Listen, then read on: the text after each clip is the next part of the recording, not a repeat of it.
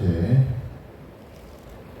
봅니다. 만일 너희가 믿음에 거하고 서로 위에 굳게 서서 너희 들과 복음의 소망에서 흔들리지 않으면 그리 이 복음을 천하 만민에게 전파되라. 나 바울은 이 복음의 일꾼이 되었다. 오늘 말씀은 절대 믿음, 절대 소망이라는 제목을 가지고 같이 은혜를 나누겠습니다. 하나님을 다른 말로 절대자라고 말을 합니다. 이 말은 스스로 존재하시는 분, 의존하지 않고 자존적이며 어떠한 힘에 대해서도 제약을 받거나 한정되지 않는 무흠한 존재라는 말이 바로 절대자라는 말입니다. 그와 반대로 상대적이다라는 말이 바로 반대되는 개념이라고 할 수가 있죠. 출애굽기 3장 11절 12절에 보면 모세가 하나님께 아뢰되 내가 이스라엘 자손에게 가서 이르기를 너희의 조상의 하나님이 나를 너희에게 보내셨다 하면 그들이 내게 묻기를 그의 이름이 무엇이냐 하리니 내가 무엇이라고 그들에게 말하리이까. 하나님이 모세에게 이르시되 나는 스스로 있는 자니라. 영어 성경에서는 I am that I am. 나는 나다. 그 누구도 나에 대해서 설명할 수가 없고 대신할 수가 없다라는 말입니다. 나밖에 없다라는 것이죠. 이것을 유일신이라고 합니다. 유일신. 하나밖에 없는 신. 존재의 근원이며 모든 만물의 시작이 되는 분이 바로 창조주 하나님이시다. 유일하신 분이라는 말씀입니다. 그런데 상대적인 인간이 시작이 되는 창조주가 될 수가 없는 것이죠. 오직 하나님만이 창조주가 되는 것. 우리가 상대할 가치가 없다고 했을 때 어떤 때를 말합니까? 견주어 볼 대상이 아닐 때, 전혀 비교 대상이 되지 않을 때 하는 말이 뭐라고요? 상대할 가치가 없다라고 말합니다. 마찬가지로 하나님께서 우리를 상대할 때 우리는 어떤 존재일까요? 상대할 가치가 없는 존재. 그래서 야곱은 자신을 뭐라고 말을 했냐면 지렁이 같다라고 말을 했고, 또 욥은 자신을 먼지와도 같다라고 말을 했습니다. 안개와도 같은 것이죠. 지존하신 분 앞에서 우리는 한갓 없어질 바람과도 같은 존재이며 금세 있다가 사라질 이슬과도 같다라는 것입니다. 그럼에도 불구하고 하나님께서 우리를 부르시고 우리를 살펴주시는 이유는 과연 무엇일까? 지금 시대를 포스트 모더니즘이라고 합니다. 절대 가치와 절대자나 유일신을 거부하는 무신론적인 종교 다원주의적인 세계관을 말하고 있죠. 또 학교에서도 학생들에게 그렇게 가르칩니다.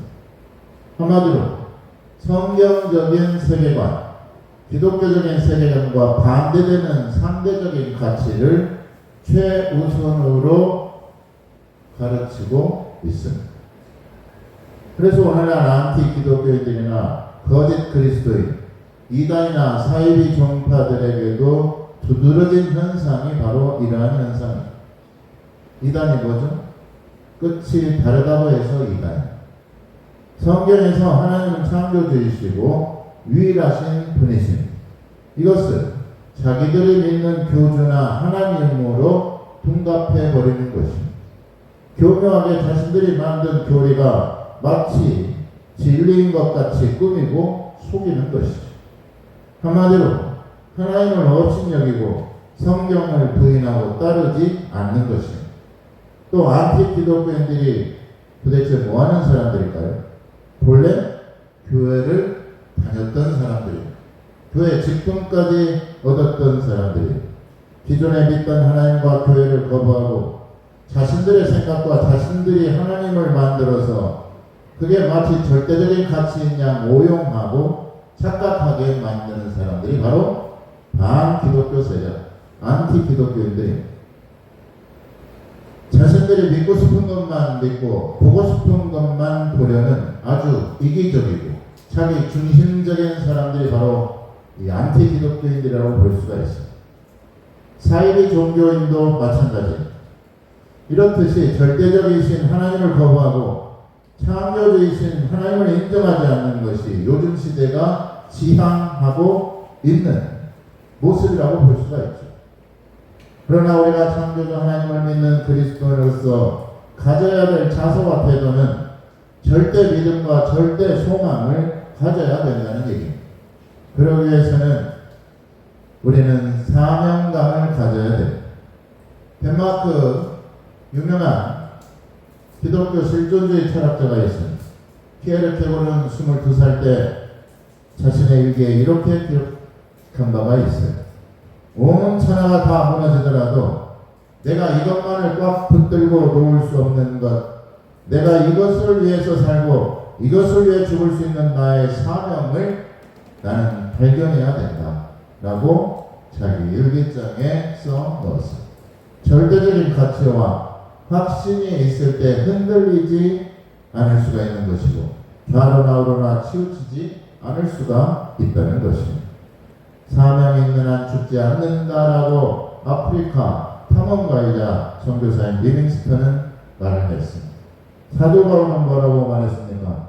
살아도 주를 위하여 죽어도 주를 위하여 살고 죽나니 사나 죽으나 주의 것이로다 라고 고백한 바가 있죠.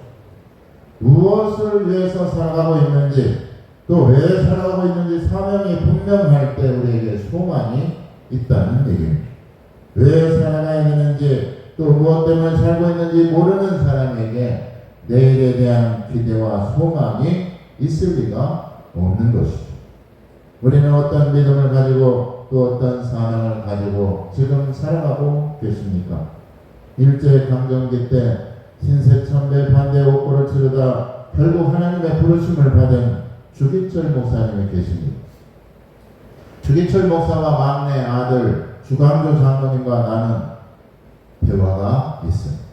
당시 10살이었던 주광조 장로는 아버지에게 물어요. 할머니와 어머니가 금식하면서 아버지를 위해서 기도하셨는데 하나님은 왜 기도를 해도 들어주시지 않는 겁니까? 그러자 주기철 목사가 대답하길 하나님은 우리가 원하는 것을 들어주시는 분이 아니라 우리에게 필요한 것을 주시는 분이라. 그러자 막내 아들이 다시 물어요. 그런데 지금 우리에게는 쌀도 필요하고 아버지도 필요합니다. 그러자 주기철 목사님이 그건 지금 눈에 보이는 문제일 뿐이지 하나님의 보시기에 지금 우리에게 필요한 것은 고난인 듯 싶구나 라고 10살짜리 아들에게 아버지 목사님은 그렇게 말을 해주었습니다. 10살짜리 아들에게 과연 사명이 무엇인지 또 고난이나 환난의 의미가 신앙에 어떤 의미가 있는지 그가 정확하게 알지 못하겠지만 그럼에도 고난과 핍박을 통해서 우리에게 주시는 하나님의 진리의 말씀을 깨닫기를 바라는 마음에서 그렇게 말한 것일 겁니다. 로마서 5장 3절 4절에 다만 이뿐 아니라 우리가 환난 중에도 즐거워하나니 이는 환난은 인내 인내는 연단은 소망을 이루는 줄 알매라. 과연 무엇이 믿음이고 어디에 소망이 과연 있을까요? 우리의 기도는 대부분 소원 성취나 내가 원하고 바라는 것을 구하는 기도에 그치는 경우가 허다합니다. 그러나 기도에서 우리가 붙잡아야 될 믿음은 내가 기도한 대로 이루어질 것이 아니라 그것은 소원 성취에 불과합니다. 그것이 아니라 우리의 기도의 믿음은 하나님의 뜻을 발견하려는 그 믿음을 붙잡는 것입니다. 기도의 최종적인 목표는 하나님의 뜻을 알기 위해서라는 말씀입니다. 또한 어떤 절망적인 상황에서도 하나님께만 소망을 두는 마음을 우리는 깨달아야 됩니다.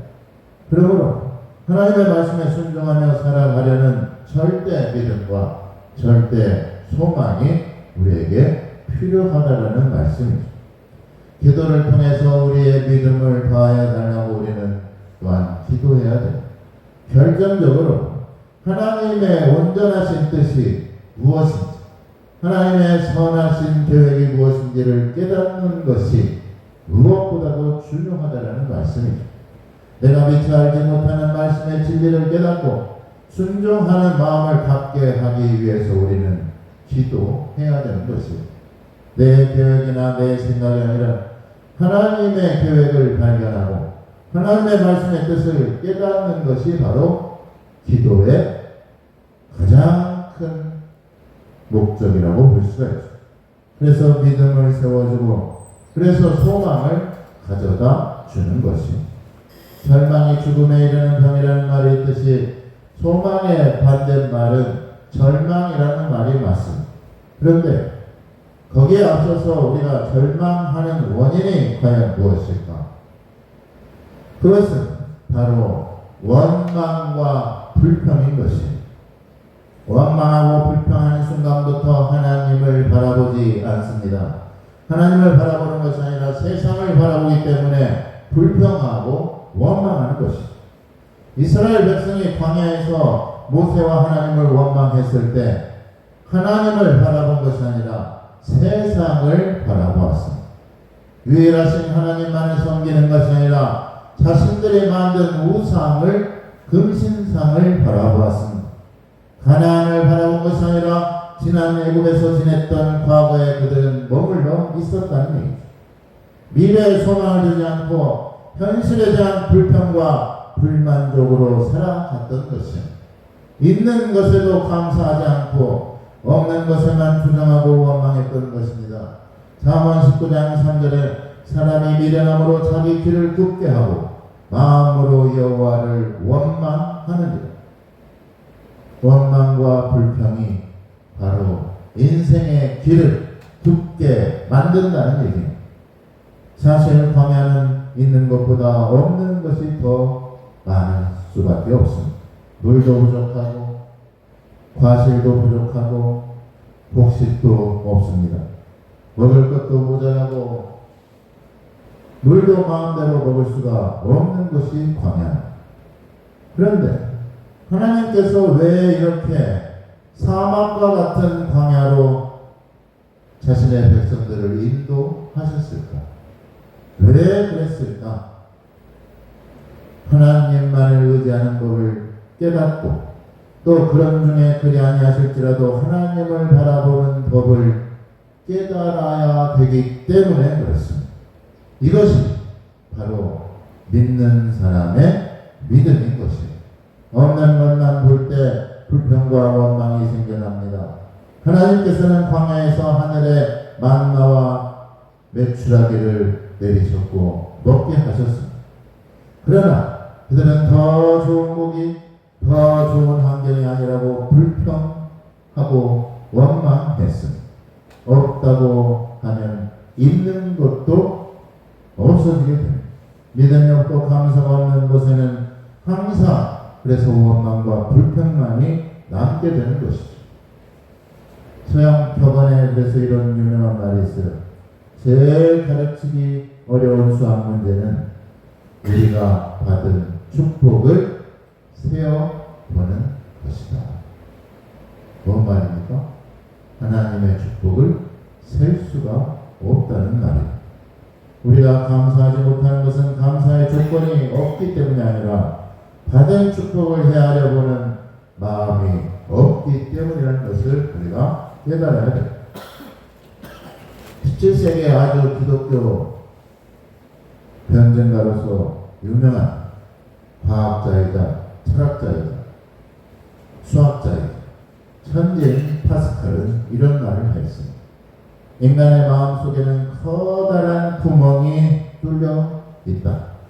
그 구멍은 세상적인 쾌락이나 물질이나 명예나 권세로 채울 수가 없다. 왜냐하면 세상 쾌락과 물질은 오히려 실망과 불만족과 허무만을 안겨주기 때문이다.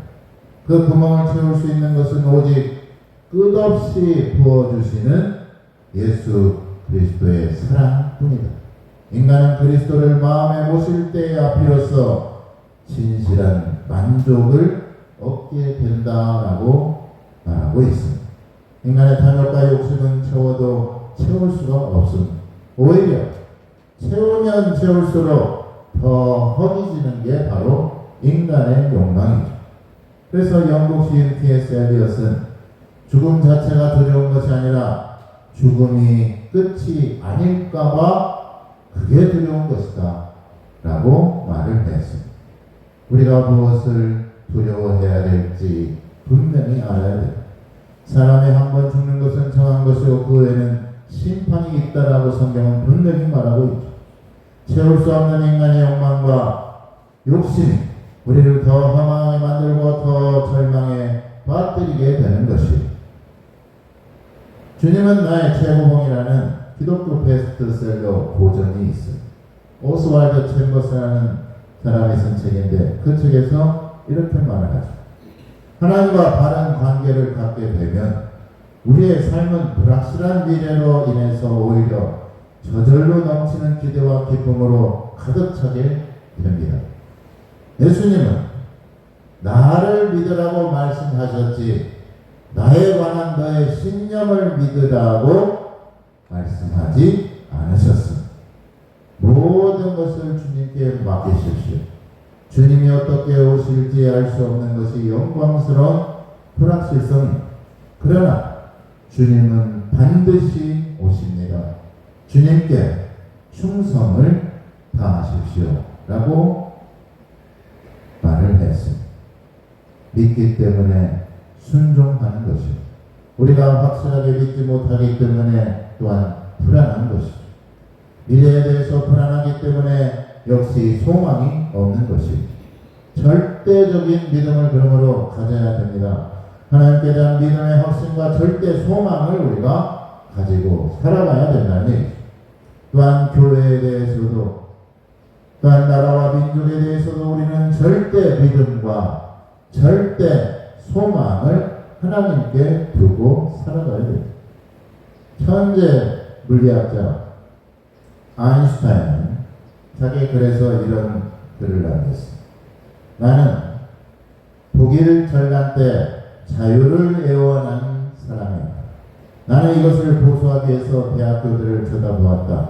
그러나 그 독재자의 탄압 아래서 모든 대학교들은 침묵을 했다. 나는 다시 신문 편집자들을 보았다. 그러나 그들도 침묵을 했다. 나는 독일의 자유를 위하여 글을 쓰던 유명한 저술가들을 또 바라보았다. 그러나 그들도 벙어리가 되어 있었다. 그러나 교회만은 히틀러의 탄압과 그 탄압 아래에서도 진리를 위해서 굳게 서는 것을 나는 보았다. 나는 전에 교회에 대하여 흥미가 없었던 사람이었으나 이제 나는 교회에 대해서 애정과 탐복을 느끼는 바이다 라고 글을 남겼습니다. 과연 어디에 소망이 있을까? 또 우리가 믿음으로 살아가야 될 이유는 과연 무엇일까? 물질 만능주의와 향락과 쾌락주의를 우리는 절대적으로 기피해야 됩니다. 지금은 줄여야 사는 시대입니다. 포화지방도 줄여야 되고 살도 줄여야 되고 다이어트도 해야 되고 그렇지 않습니까? 이산화탄소도 줄여야 하고 쓰레기 배출도 줄여야 되고 대기오염과 배기가스도 줄여야 살 수가 있는 시대입니다. 있어도 만족할 줄 모르고 없는 것처럼 살아가니까 무조건 채우려고만 하니까 이러한 일들이 벌어지는 것이죠.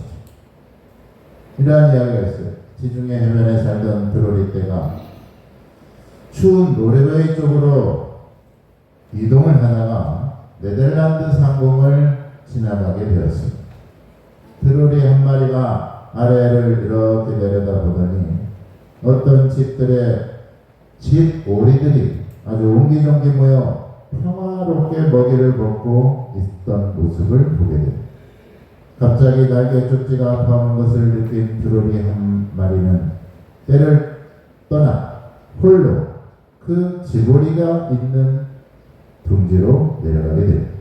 지보리들은 융숭한 대접을 받으며 며칠을 거기에서 드로리가 지내게 됩니다. 그러나 문득 아래에서 이래서는 안 되지라고 생각이 듭니다. 그래서 날아오르려고 하니까 너무 많이 먹어서 몸이 무거워져 날아갈 수가 없었습니다. 그럭저럭 몇 달이 지나 가을이 되자 드로리 떼들이 다시 하늘을 아름답게 수놓고 지중해로 날아가는 모습이 보였습니다. 다시 한번 힘을 내서 날아오르려고 애를 썼지만 이제는 더 이상 하늘을 날 수가 없었다는 것이죠. 이 드로리 이야기는 우리에게 무엇을 말해주고 있습니까? 자기의 본분을 잃어버리고 사명을 망각한 시대, 안일주의와 물량주의에 빠져서 감사할 줄 모르고 만족할 줄 모르는 방만하고 비대한 세태를 풍자한 이야기입니다.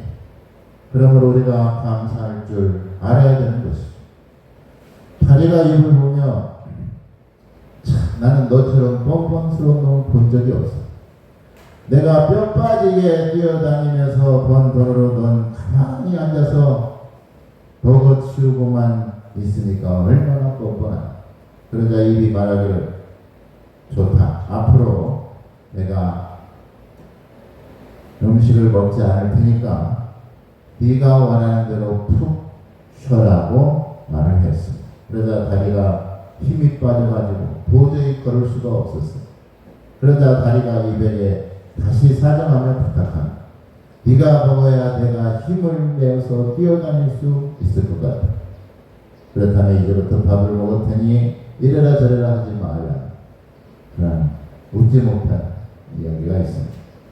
존중하며 인정하며 살아가야 되는 것이고, 믿음 또한 하나님께 대한 신뢰를 말합니다. 하나님을 인정하는 것이 바로 믿음인 것이죠. 잠언 3장 6절에 너는 범사에 그를 인정하라. 그리하면 네 길을 지도하시리라. 우리에게 가야 할 길이 있고 그 길에 확신과 소망을 갖기 위해서는 우리는 흔들리지 않는 하나님의 절대적인 지지와 하나님의 절대적인 지원이 필요한 것이에요. 오늘 말씀에서 믿음에 거하고 터 위에 굳건히 서라라고 말씀하고 있죠. 여기에서 말하는 터는 바로 하나님의 말씀과 하나님의 진리를 말하는 것입니다. 진리와 말씀 위에 믿음이 출발해야 된다는 것이죠. 유일무이하게 확고한 진리는 하나님의 말씀인 성경인 것입니다. 디모데는 어릴 때부터 하나님을 알았고 또 성경을 알았습니다. 그래서 모태신앙이 바로 디모데였죠. 그가 바울을 만나 사도 바울로부터 위대한 하나님의 말씀의 진리를 성경을 깨닫고 그 말씀에 대한 내용이 바로 디모데후서 3장 14절부터 17절 말씀입니다. 그러나 너는 배우고 확신한 일에 거하라. 너는 내가 누구에게 배운 것을 알며 또 어려서부터 성경을 알았나니 성경은 능히 너로 하여금 그리스도 예수 안에 있는 믿음으로 말미암아 구원에 이르는 지혜가 있게 하느니 모든 성경은 하나님의 감동으로 된 것으로 교훈과 책망과 바르게 함과 의로 교육하게 유익하는 이는 하나님의 사람으로 온전하게 하며 모든 선한 일을 행할 능력을 갖추게 하려 합니다. 세상에서 가장 확실한 진리는 하나님의 말씀인 줄 믿으시길 바랍니다. 석가모니가 세상을 떠나고 난 뒤에 그를 따랐던 많은 제자들은 큰 슬픔과 비통에 빠졌습니다. 제자들은 석가의 가르침을 세상에 온전히 알려야겠다는 생각을 하고 나서 한데 모여서 생전에 들었던 석가의 가르침에 대해서 그들은 서로 나누기를 시작했습니다. 그런데 어쩐 일인지 같은 자리에서 같은 말을 들었던 제자들끼리도 그 내용이 조금씩 달랐습니다. 누가 맞는지에 대해서 서로 싸우며 제자들은 결국 차이를 인정하기로 하고 대신 그 기록물에 항상 이 말을 남겼습니다. 나는 이렇게 들었다. 여시아문이라는 말로 글이 시작됩니다. 그래서 그 가르침을 따랐던 제자들은 나는 이렇게 들었다라고 밖에 고백할 수가 없었다는 얘기입니다. 그러나 진리는 어떻습니까? 진리인 성경은 뭐라고 말합니까? 요한복음 1장에 보니까 태초에 말씀이 있었다. 그 말씀이 바로 하나님의 말씀입니다. 하나님께서 직접 계시하고 계십니다. 인간이 계시한 것이 아니라 하나님께서 직접 말씀하고 계십니다. 우리가 하나님의 진리의 흔적들을 그 무엇으로도 핑계할 수가 없습니다. 로마서 1장 20절에 창세로부터 그의 보이지 아니하는 것들 곧 그의 영원하신 능력과 신성이 그가 만드신 만물에 분명히 보여 알려졌나니 그러므로 그들이 핑계하지 못할지니. 자연 만물을 보십시오. 하늘을 한번 보십시오. 바다를 한번 보시면 알 수가 있습니다. 하나님이 어떻게 만물을 창조하셨는지를 우리는 두 눈으로 똑똑히 볼 수가 있습니다. 그만큼 확실한 증거가 성경 말씀이라는 얘기입니다. 또한 성경에 기록한 것 외에도 하나님의 진리의 증언들을 담기에 너무나도 책은 부족하고 터무니없이 모자라. 요한복음 21장 25절에 예수께서 행하신 일이 이외에도 많으니 만일 낱낱이 기록된다면 이 세상이라도 이 기록된 책을 두기에 부족할 줄 아노라 라고 말하고 있습니다. 1600여 년이란 오랜 시간에 걸쳐 여러 명의 다방면으로 쓰여진 기록들이 이렇게 하나의 일관성을 가지고 또 한 분을 나타나기 위해서 쓰여졌다는 것은 성경 확고한 진리임을 우리에게 충분히 증거하고 있는 것입니다. 진리의 말씀은 오직 성경 속에 있는 진리라는 사실을 우리가 확실하게 믿고 성경의 가장 핵심 주제인 예수 그리스도를 우리의 구원의 절대 믿음과 절대 소망인 줄 깨닫고 살아가시게 되시기를 예수님의 이름으로 축원합니다. 기도하겠습니다.